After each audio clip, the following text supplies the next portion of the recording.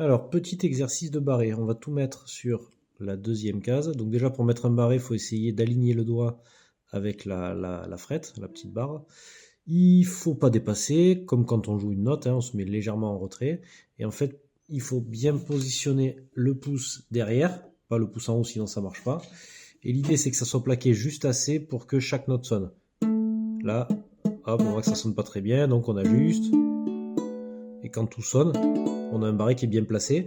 Donc, si on force beaucoup, ça sonnera. Mais par contre, on va se fatiguer, donc il faut trouver juste le bon placement. On est tenté de faire ça, mais on évite quand on apprend. Après, des fois, on le fera. Donc ça, c'est la première chose. Essayez déjà de faire un barré à vide. Et quand toutes les notes sonnent, on est content, on repose la main, on arrête et on recommence. Voilà. D'ailleurs, on peut le faire aussi sur d'autres cases.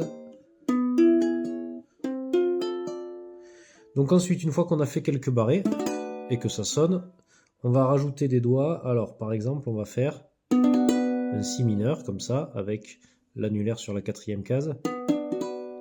On enlève, on repose la main, on remet. Si mineur. Après, on peut faire un si-7. Donc, peu importe comment s'appellent ces accords, l'important c'est juste la position. Hop, on enlève, on remet.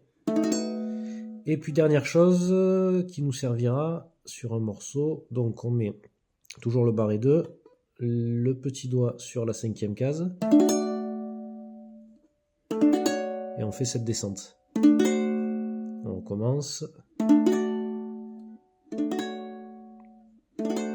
Voilà, au début c'est dur, on a l'impression qu'on va pas y arriver, puis après les mains se musclent et puis ça finit par fonctionner. Allez, au boulot.